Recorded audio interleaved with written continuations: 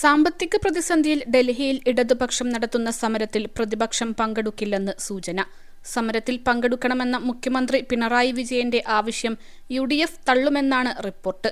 കേരളത്തിന്റെ സാമ്പത്തിക പ്രതിസന്ധിക്ക് സംസ്ഥാന സർക്കാരിന്റെ ധൂർത്തും കാരണമാണ്.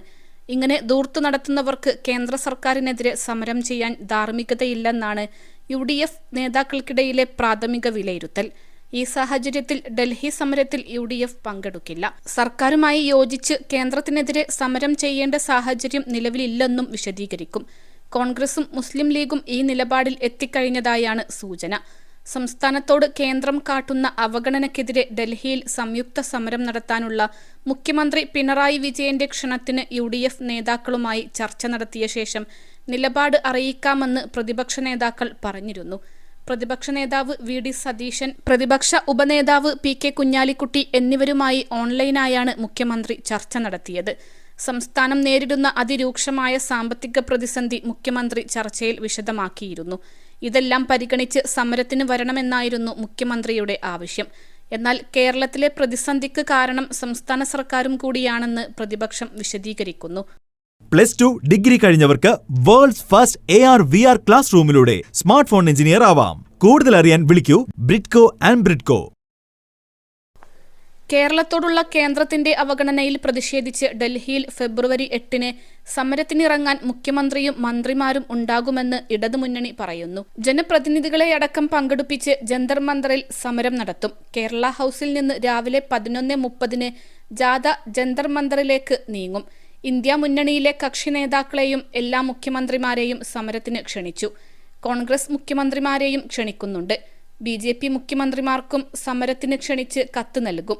BJPക്കാർ എത്തില്ലെന്ന് ഉറപ്പാണ്. ഇതിനൊപ്പം കേരളത്തിലെ UDF നിലപാട് കാരണം കോൺഗ്രസ് മുഖ്യമന്ത്രിമാരും എത്താനുള്ള സാധ്യത കുറവാണ്. ഇന്ത്യ മുന്നണി നേതാക്കൾ എത്രത്തോളം എത്തുമെന്നതും നിർണായകമാണ്. UDFിലെ ധാരണ കോൺഗ്രസ് ഹൈക്കമാൻഡിനെ അറിയിക്കും. ഹൈക്കമാൻഡ് അംഗീകാരത്തോടെയാകും അന്തിമ നിലപാട് പ്രഖ്യാപിക്കുക. കേരളത്തിലെ രാഷ്ട്രീയ സാഹചര്യം ദേശീയ തലത്തിലേതിന് വിഭിന്നമാണ്. കേരളത്തിൽ ഇന്ത്യ മുന്നണി അപ്രായോഗികമാണ്. വയനാട്ടിൽ രാഹുൽ ഗാന്ധിക്കെതിരെ പോലും സ്ഥാനാർത്ഥിയെ ഇടതുപക്ഷം നിർത്തുന്നു. അതുകൊണ്ടുതന്നെ ദേശീയ സാഹചര്യങ്ങൾ കേരളത്തിൽ പ്രായോഗികമല്ലെന്നാണ് കേരളത്തിലെ കോൺഗ്രസ് നേതൃത്വത്തിന്റെ നിലപാട്. കേരളത്തിലെ പ്രശ്നങ്ങളിൽ മുഖ്യമന്ത്രി പറഞ്ഞ ചില കാര്യങ്ങളിൽ പ്രതിപക്ഷത്തിന് യോജിപ്പുണ്ടെങ്കിലും എല്ലാ ധനപ്രതിസന്ധിക്കും കാരണം കേന്ദ്ര അവഗണനയാണെന്ന വിശദീകരണത്തോട് യോജിക്കാനാവില്ലെന്നതാണ് കോൺഗ്രസ് നിലപാട്. കേരളത്തിന്റെ സാമ്പത്തിക പ്രതിസന്ധി UDF MPമാർ കേന്ദ്ര ധനമന്ത്രിയുടെ ശ്രദ്ധയിൽപ്പെടുത്തിയിട്ടുണ്ട്. ധനപ്രതിസന്ധിക്കുള്ള നിരവധി കാരണങ്ങളിൽ ഒന്നു മാത്രമാണ് കേന്ദ്ര അവഗണന.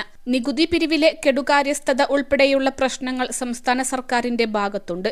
GSTക്ക് അനുസൃതമായി നികുതി സംവിധാനം പുനഃസംഘടിപ്പിക്കാത്തതും നികുതി പിരിവിലെ പരാജയവും IGST പൂളിൽ നിന്നുള്ള വിഹിതം നഷ്ടപ്പെടുത്തുന്നതും ധനപ്രതിസന്ധിക്ക് കാരണമാണെന്നും കോൺഗ്രസ് വിലയിരുത്തുന്നു. മുസ്ലിം ലീഗിനും ഇതേ അഭിപ്രായമാണുള്ളത്.